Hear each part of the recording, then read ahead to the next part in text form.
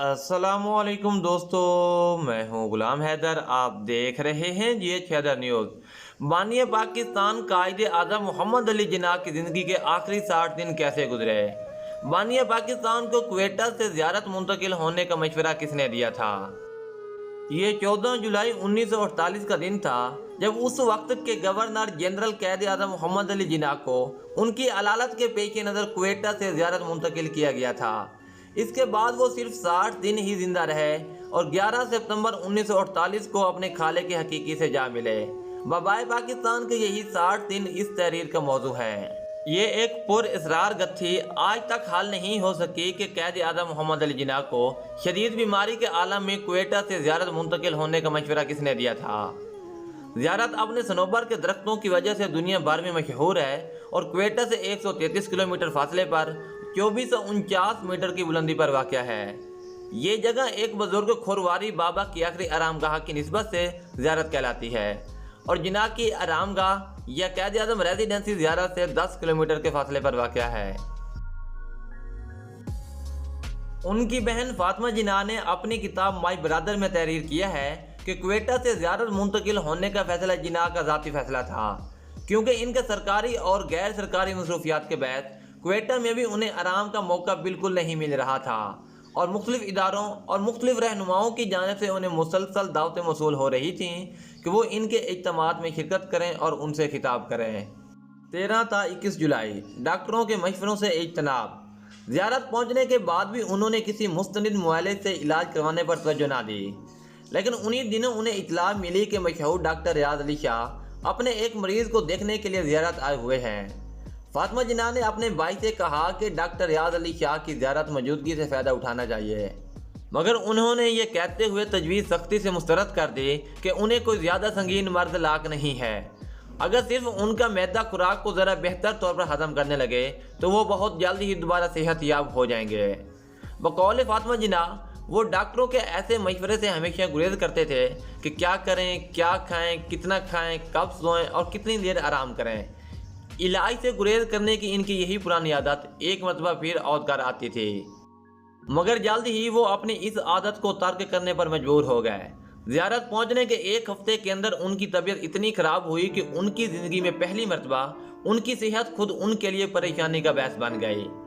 अब तक उनका ख्याल था कि वो सेहत को अपनी मर्जी के ताबे रख सकते हैं, मगर 21 जुलाई 1948 को जब उन्हें ज़ियारत पहुँचे हुए फ़कत एक ही हफ्ता गुजरा था तो उन्होंने ये तस्लीम कर लिया कि अब उन्हें सेहत के सिलसिले में ज़्यादा खतरात मोल नहीं लेने चाहिए और ये कि अब उन्हें वाकई अच्छे तिब्बी मशवरे और तवज्जो की ज़रूरत है।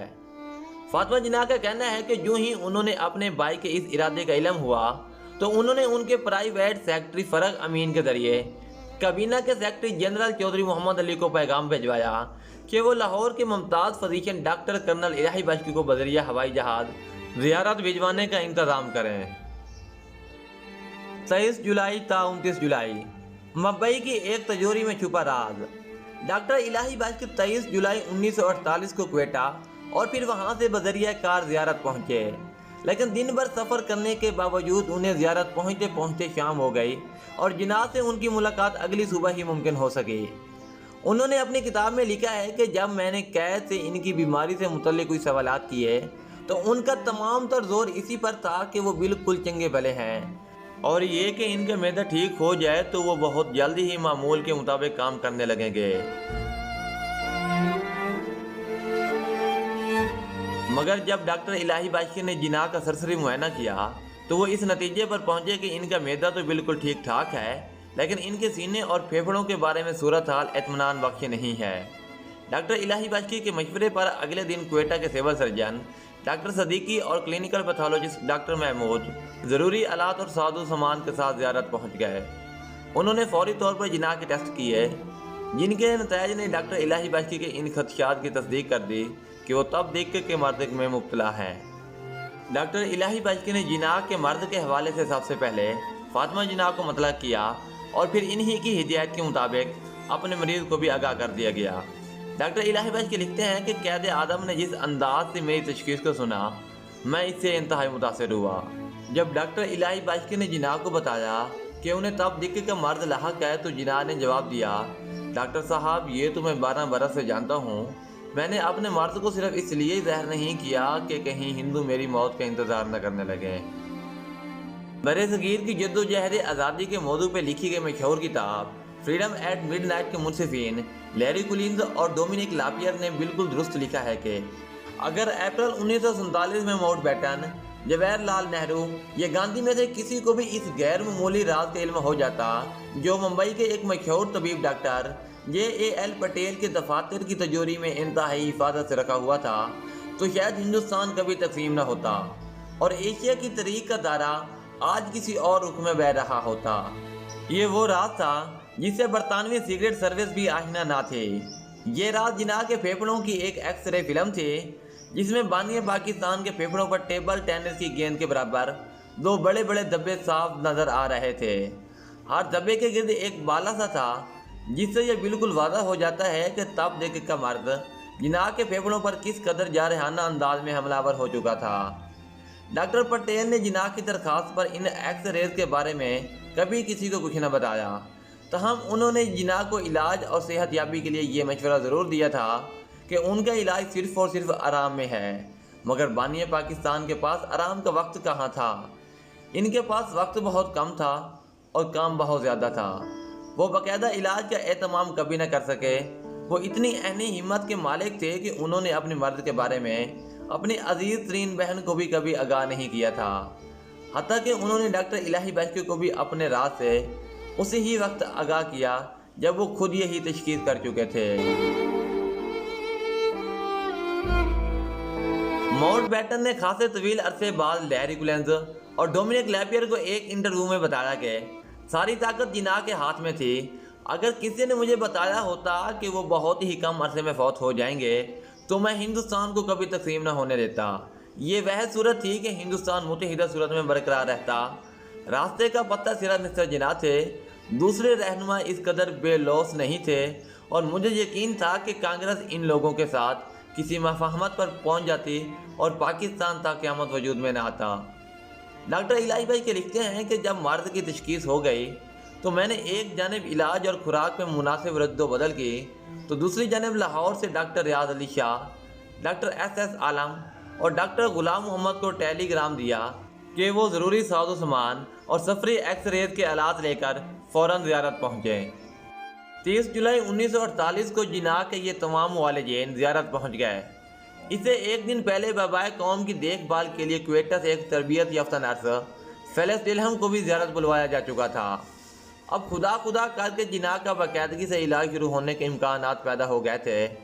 اسی دن ایک ایسا واقعہ پیش آیا جس پر اب بھی خاموشی کے پر اسرار پردے پڑے ہوئے ہیں، اور جو لوگ اس سے واقف بھی ہیں ان کا یہی اصرار ہے کہ اب بھی اس واقعے کو راز ہی رہنے دیا جائے۔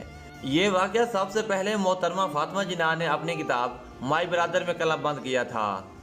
محترمہ نے اپنی کتاب میں لکھا، جولائی کے آخر میں ایک روز وزیر اعظم لیاقت علی خان اور چودھری محمد علی بغیر کسی پیشگی اطلاع کے اچانک زیارت پہنچ گئے۔ وزیر اعظم نے ڈاکٹر الہی باشکے سے پوچھا کہ وہ جناح کے بارے میں اس کی تشخیص کیا ہے۔ ڈاکٹر نے کہا کہ انہیں فاطمہ جناح نے بلایا ہے اور وہ اپنے مریض کے بارے میں صرف انہی کو ہی کچھ بتا سکتے ہیں۔ وزیر اعظم نے اصرار کیا کہ وہ بطور وزیر اعظم گورنر جنرل کی صحت کے بارے میں فکر مند ہیں، لیکن تب بھی ڈاکٹر الہی باشکے کا موقف یہی رہا کہ وہ اپنے مریض کی اجازت کے بغیر کسی کو کچھ نہیں بتا سکتے۔ فاطمہ جناح آگے لکھتی ہیں کہ میں اس وقت بھائی کے پاس بیٹھی ہوئی تھی جب مجھے بتایا گیا کہ وزیر اعظم اور کابینہ کے سیکرٹری جنرل ان سے ملاقات کرنا چاہتے ہیں۔ میں نے اس کی اطلاع بھائی کو دی تو وہ مسکرائے اور بولے فاتح، کیا تم جانتی ہو کہ وہ یہاں کیوں آیا ہے؟ وہ دیکھنا چاہتا ہے کہ میری بیماری کتنی شدید ہے اور یہ کہ میں اب کتنے دن زندہ رہوں گا۔ چند منٹ کے بعد انہوں نے اپنی بہن سے کہا، نیچے جاؤ اور وزیر اعظم سے کہو کہ میں بھی ان سے ملنا چاہوں گا۔ فاطمہ جناح نے بھائی سے گزارش کی کہ اب بہت دیر ہو چکی ہے، آپ ان سے صبح مل لیجئے گا، مگر جناح نے حکم دیا، نہیں، اسے ابھی آنے دو کہ وہ خود آخر اپنی آنکھوں سے دیکھ لے۔ وہ لکھتی ہیں کہ دونوں کی ملاقات آدھا گھنٹے جاری رہی۔ یوں ہی لیاقت علی خان واپس نیچے آئے تو میں اوپر اپنے بھائی کے پاس گئی۔ وہ بری طرح تھکے ہوئے تھے اور ان کا چہرہ اترا ہوا تھا۔ انہوں نے مجھ سے پھلوں کا جوس مانگا اور پھر چودھری محمد علی کو اندر بلوا لیا، جو 15 منٹ تک ان کے پاس رہے۔ پھر جب وہ باہر دوبارہ تنہا ہوئے تو میں اندر ان کے پاس چلی گئی۔ میں نے پوچھا کہ کیا وہ جوس یا کافی کچھ لینا پسند کریں گے، مگر انہوں نے کوئی جواب نہیں دیا۔ وہ کسی گہری سوچ میں محو تھے۔ اتنے میں رات کے کھانے کا وقت ہو گیا۔ بھائی نے مجھ سے کہا بہتر ہے کہ تم نیچے چلی جاؤ اور ان کے ساتھ کھانا کھاؤ۔ نہیں، انہوں نے زور دے کر کہا، میں آپ کے پاس بیٹھوں گی اور یہیں پر ہی کھانا کھا لوں گی۔ نہیں، بھائی نے کہا، یہ مناسب نہیں ہے کہ وہ یہاں ہمارے مہمان ہے، جاؤ ان کے ساتھ کھانا کھاؤ۔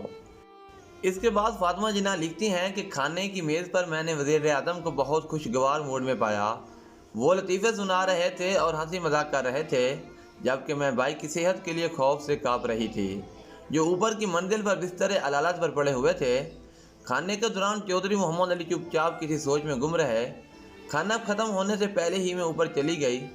جب میں کمرے میں داخل ہوئی تو بھائی نے مجھے دیکھ کر کہا اور مسکرائے، فاتح تمہیں بہت ہمت سے کام لینا چاہیے۔ میں نے اپنے آنسوؤں کو چھپانے کی بڑی کوشش کی جو میری آنکھوں میں امڈ آئے تھے۔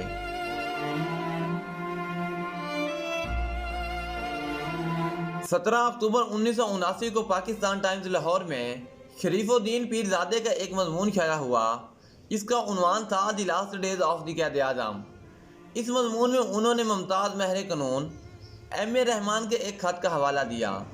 اس خط میں ایم اے رحمان نے انہیں لکھا تھا، ڈاکٹر کرنل الہی بخشی کے بیٹے ہمایوں خان نے بھی انہیں اس واقعے کے بارے میں بتایا تھا۔ اس روایت کے مطابق قائد اعظم پر دوا کا بڑا اثر ہو رہا تھا اور وہ آہستہ آہستہ صحت یاب ہو رہے تھے۔ ایک روز وزیر اعظم لیاقت علی خان قائد اعظم سے ملنے کے لیے زیارت آئے۔ وہ ان کے ساتھ تقریباً 1 گھنٹہ رہے۔ اسی دوران دوائیں کھلانے کا وقت ہو گیا، لیکن میرے والد اندر جا کر قائد اعظم کو دوا نہیں دے سکتے تھے، کیونکہ اندر جو ملاقات ہو رہی تھی وہ بے حد خفیہ تھی۔ چنانچہ وہ باہر انتظار کرتے رہے تاکہ ملاقات ختم ہوتے ہی وہ قائد اعظم کو دوا کھلا سکیں۔ جب لیاقت علی خان کمرے سے باہر نکلے تو میرے والد فوراً کمرے میں داخل ہوئے اور قائد اعظم کو دوا کھلانا چاہی۔ انہوں نے دیکھا کہ قائد اعظم پر سخت اضطرابی افسردگی طاری ہے اور انہوں نے دوا کھانے سے انکار کر دیا اور کہا، اب میں مزید زندہ نہیں رہنا چاہتا۔ اس کے بعد والد صاحب کی بھرپور کوشش اور اصرار کے باوجود قائد اعظم نے اپنے ڈاکٹر سے تعاون کرنے سے انکار کر دیا۔ ہمایوں خان نے مزید بتایا، قائد اعظم کے انتقال کے فوراً بعد لیاقت علی خان نے میرے والد کو بلاوا بھیجا۔ لیاقت علی خان نے میرے والد سے پوچھا کہ اس روز زیارت میں جب کمرے سے میں باہر نکل آیا اور آپ اندر چلے گئے تو قائد اعظم نے آپ سے کیا بات کی تھی؟ میرے والد نے لیاقت علی خان کو بہتر یقین دلانے کی کوشش کی۔ قائد نے آپ دونوں کے مابین ہونے والی ملاقات کے بارے میں مجھ سے قطعاً کوئی بات نہیں کی تھی، سوائے اس کے کہ اس کے بعد قائد نے دوا کھانا بند کر دی تھی، لیکن میرے والد کے اس جواب سے لیاقت علی خان کو تسلی نہیں ہوئی۔ لیاقت علی خان کافی دیر تک میرے والد کو زیر کرنے کی کوشش کرتے رہے۔ جب ان کی ملاقات ختم ہوئی اور میرے والد صاحب کمرے سے نکلنے لگے تو لیاقت علی خان نے انہیں واپس بلایا اور انہیں تنبیہ کی، اگر انہوں نے کسی اور ذریعے سے اس ملاقات کے بارے میں کہیں کوئی سنا تو انہیں یعنی میرے والد صاحب کو سنگین نتائج بھگتنا پڑیں گے۔ یہ ڈاکٹر کرنل الہی بخشی کے صاحبزادے ہمایوں خان کے بیان کردہ روایت ہے، جو ہم تک اے آر رحمان اور شریف الدین پیرزادے کے تواصل سے پہنچی ہے۔ اس کی صحت پر بحث کی گنجائش ہو سکتی ہے، کیونکہ خود ڈاکٹر الہی بخشی نے اپنی کتاب قائد اعظم کے آخری ایام میں اس سے مختلف بیان دیا ہے۔ ڈاکٹر کرنل الہی بخشی اپنی کتاب میں لکھتے ہیں، جب میں نیچے اترا تو وزیر اعظم سے ڈرائنگ روم میں ملاقات ہوئی اور وہ اسی روز مسٹر محمد علی کے ساتھ قائد اعظم کی مزاج پرسی کے لیے تشریف لائے تھے۔ انہوں نے بڑی بے تابی سے قائد اعظم کی کیفیت یافت کی اور اس بات پر اطمینان کا اظہار کیا کہ مریض کو اپنے ڈاکٹر پر بڑا اعتماد ہے اور انشاءاللہ اس کا ان کی صحت پر بڑا اچھا اثر پڑے گا۔ انہوں نے بہت تاکید کی کہ قائد اعظم کی اس طویل بیماری کی جڑ کا ضرور کھوج لگایا جائے۔ میں نے انہیں یقین دلایا کہ قائد اعظم کی حالت تشویشناک ہونے کے باوجود وہ پر امید ہے۔ اگر انہوں نے وہ جدید دوائیں کھا لی جو کراچی سے منگوائی جا رہی ہیں تو ممکن ہے کہ وہ صحت یاب ہو جائیں گے۔ بڑی امید افزا بات یہ ہے کہ مریض میں مدافعت کی کافی قوت ہے۔ وزیر اعظم اپنے رہنما اور پرانے رفیق کی علالت پر بہت افسردہ تھے۔ ان کی دل سوزی سے میں بہت متاثر ہوا۔ اب حقیقت کیا ہے، اس کا علم تو صرف ان 5-6 شخصیات کو ہی تھا جو اس وقت موقع پر موجود تھیں۔ اب بدقسمتی سے ان میں سے کوئی بھی زندہ نہیں ہے۔ واقعے پر بھی 72 سال کے ماہو سال کی گردش جم چکی ہے اور اب کوئی ایسا ذریعہ باقی نہیں جو قوم کو اس واقعے کی اصلیت سے آگاہ کر سکے۔ دوستوں، امید کرتے ہیں کہ آپ کو یہ ہماری ویڈیو پسند آئی ہوگی۔ اگر ویڈیو پسند آئی ہو تو ویڈیو کو لائک کر کے چینل کو سبسکرائب کر لیں تاکہ آپ ہمارے معلوماتی اور دلچسپ نوٹیفیکیشن سے آگاہ رہ سکیں۔